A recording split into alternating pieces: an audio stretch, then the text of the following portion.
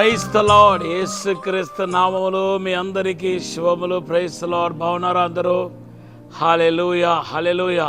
Daily మీరు ప్రార్థన మాత్రం మానవద్దు. అసలు ఎంత కష్టమైనా చక్కగా ప్రార్థన చేసుకోండి.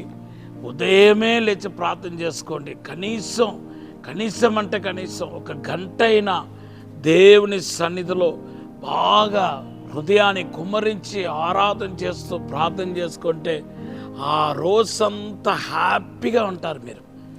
కాబట్టి నా ఆలోచన మీరు సీరియస్గా తీసుకొని ప్రార్థన విషయంలో మీరు ఒక్క విషయంలో సరి చేసుకుంటే ఫుల్ బ్లెస్సింగే మీ లైఫ్ అంతా. దేవుడు మన ఉన్నతంగా ఆశీర్వదిస్తాడు. కృపాక్షేమములు మీ వెంట వస్తాయి. అసాధారణమైన అద్భుతమైన కార్యాలు మీరు చూడబోతున్నారు. ఇదివరకు కనివిని ఎరుగని విడుదల పొందబోతున్నారు. ఏ బంధకాలు అయితే మిమ్మల్ని వేధిస్తుందో బాధపడుతుందో ఆ బంధకాల నుండి దేవుడు పూర్తిగా మీకు విడుదల ఇవ్వబోతున్నాడు. కొద్ది దినాల్లోనే దేవునికి అద్భుత కార్యాన్ని, ఆశీర్వాదాన్ని, విడుదలను, అభిషేకాన్ని మీరు చూడబోతున్నారు. మీ హృదయ వాంఛను దేవుడు నెరవేర్చబోతున్నాను మాట్లాడుతున్నాడు. ఈరోజు దేవుడు మీకు ఇచ్చిన వాగ్దానం కీర్తన 24వ వచనం. దేవుని బిడ్డలారా, ప్రార్థనను దేవుడు ఆలకించకపోతే మీకు ఎలా అనిపిస్తే ఏమో, కానీ నాకు ఈ చేదైన అనుభవం ఉంది. ఒక్కొక్కసారి ప్రార్థన దేవుడు ఆలకించకపోతే, ఆలస్యం అవుతే ఎంత బాధ కలుగుతాయి అంటే అంత బాధ కలుగుతాయి. కొన్నిసార్లు మనం అడిగింది దేవుని చిత్తం కాకపోతే, లేకపోతే దేవుడి దగ్గర బెటర్ ప్లాన్ ఉంటే దేవుడు మన ప్రార్థన ఆలకించడు.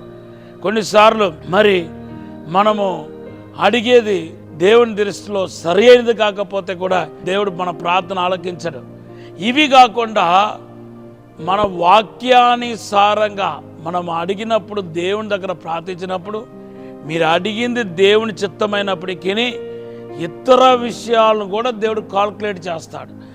ఆ విషయంలో కూడా మనం జాగ్రత్తగా మనం మంచిగా ఉండాలి. మనం మంచిగా లేకపోతే, మనం సరిగా లేకపోతే, మనం ఎంత ఉపవాసం ఉన్నా, ఎంత కన్నీటి ప్రార్థన చేసినా దేవుడు మన ప్రార్థన ఆలకించడం అన్నమాట. అది మనకు చాలా నొప్పిగాను, బాధగాను, వేదనగాను ఉంటాయి. మీకు ఒక వాక్యం నేను చూపిస్తాను. విలాప వాక్యం 3వ అధ్యాయం 42 నుండి 44 వచనాలు చదివితే ప్రభు అంటున్నాడు, నాకు విరోధంగా మీరు కలగాలు చేశారు, తర్వాత నాకు వ్యతిరేకంగా వాయారు, నన్ను బాగా ఆయాస పెట్టారు, బాధ పెట్టారు, కాబట్టి నేను మీ ప్రార్థన ఆలకించను అంటున్నాడు.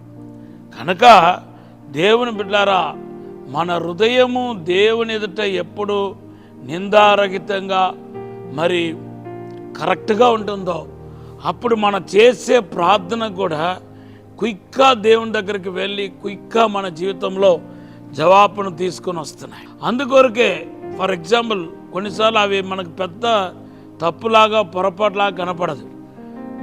మత్తయి సువార్త 5వ అధ్యాయం 24-25 వచనాలు చదివితే, నువ్వు బలిపీడానికి రాకముందు, నీ బలులు అర్పించడానికి ముందు ఎవరితోనైనా నీకు అసమాధానం ఉంటే వెళ్ళి నువ్వు సమాధానపడి ఆ తర్వాత నా యొద్దకు రా, అప్పుడు నీ ప్రార్థన నేను ఆలకిస్తాను అంటున్నాడు. దేవుని బిడ్డలారా, మరి మనము దేవుని సన్నిధిలో మన హృదయం సరిగా లేకపోతే మనం ఎంత అడిగినా ప్రార్థనకి జవాబు రాదనే కదా అక్కడ అర్థం. కనుక మీరు దేవుని సన్నిధిలో మరి 100% జవాబు పొందాలనుకుంటే కొన్ని నియమాలు ఖచ్చితంగా మీరు పాటించాలి. దాంట్లో మొదటిది ఏంటంటే, దేవుని బిడ్డలారా, పాపము లేనివారుగా పరిశుద్ధంగా మనం ఉండాలని బైబిల్లో రాయబడి ఉంది. తర్వాత ఇంకొకటి కూడా మీరు ఆలోచించాలి. సామెతలు 21:13లో బీదలకు కనికరించకపోతే దేవుడు ప్రార్థన ఆలకించాడంట. చూసారా, బీదలకు కనికరించడానికి మనము ప్రార్థన దేవుని స్థానంలో ప్రార్థించి జవాబు పొందడానికి లింక్ ఉంది. ఇది చాలామందికి తెలియదు. నేను బాగానే ప్రార్థన చేస్తున్నాను కదా, ఉపవాసం ఉండి అడుగుతున్నాను కదా. ఎన్నిసార్లు బీద వాళ్ళని, లేని వారిని నువ్వు తిరస్కరించి ఉంటావు, నో అని చెప్పి ఉంటావు. ఒక్కసారి ఆలోచన చేసి చూడండి. దేవుడికి 2 కళ్ళు. మొదటి కళ్ళు ఎవరంటే సేవకుడు, రెండవది కళ్ళు ఎవరంటే బీదవాడు, అసలు ఏమి లేని వాళ్ళు, దరిద్రంలో ఉన్నవాళ్ళు. కొన్నిసార్లు బీద వాళ్ళు వచ్చి అడిగితే, నీకు భర్త ఉన్నారా, పురుషులైతే నీకు భార్య ఉన్నారా, నీ త్వరపట్టిన వాళ్ళు ఉన్నారా, నువ్వు అన్ని కాలి చేతులు బాగుంది కదా, నువ్వు ఎందుకు భిక్షం అడుగుతున్నావు, ఎంత డబ్బు నీ బ్యాంకులో, నీకెందుకు, ఇష్టమైతే ఇవ్వటం, లేకపోతే నోరు మూసుకోవటం. మరి మనము దేవుడు ప్రేరేపిస్తే నీకు మనసులో ఆశ కలిగితే దాన ధర్మాలు చేయటం. నువ్వు ఇచ్చే 10 రూపాయలకు, నువ్వు ఇచ్చే 5 రూపాయలకు నువ్వు 9 ప్రశ్నలు అడగాల. అలా అడగమని బైబిల్లో ఉందా? కాబట్టి దేవుని బిడ్డలారా, బీద వాళ్ళు మనం కనుకరించినప్పుడు మన ప్రార్థన దేవుడు ఆలకిస్తున్నాడు. దాంతోపాటు ఇంకొక విషయం కూడా చెప్తున్నాను. సామెతలు 28:9 చదివితే, ధర్మశాస్త్రం వినబడకుండా తన చెవిని మూసుకున్న వాని యొక్క ప్రార్థన దేవుని దృష్టిలో హేయమని రాయబడి ఉంది. నువ్వు వాక్యాన్ని ప్రేమించకుండా, వాక్యం చదవకుండా, వాక్యానికి నువ్వు ప్రాముఖ్యత ఇవ్వకుండా నా ప్రార్థన మాత్రం దేవుడు ఆలకించాడని నువ్వు అనుకుంటే అశుద్ధ మోసం. నువ్వు మోసగించుకుంటున్నావు అని అర్థం. నువ్వు వాక్యానికి ప్రాముఖ్యత ఇచ్చేవాడు ఎవడో వాడు ప్రార్థనయే దేవుడు వెంటనే ఆలకించి అద్భుతం చేస్తున్నాడు. ఈ మాటలు మీకు ఆశీర్వాదకరంగా ఉండగాక చిన్న ప్రార్థన చేస్తాం. పరిశుద్ధము నమ్మకమైన పరలోక తండ్రి, నీకు వందనాలు, స్తోత్రాలు ప్రభా. అయ్యా, ప్రార్థనలో కనపడే లోపాలన్నీ తొలగించండి యేసయ్యా.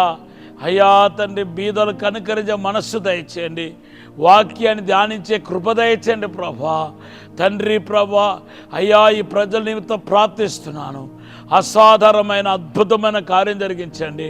నీ విడుదల, స్వస్థత, అద్భుతాలు జరిగించండి. ఈ రోజంతా కనుపాప వలె కాపాడండి. మీరే దీవించమని యేసు నామములో అడిగి వేడుకుంటున్నాము తండ్రి. Amen, amen, amen. Have a blessed day.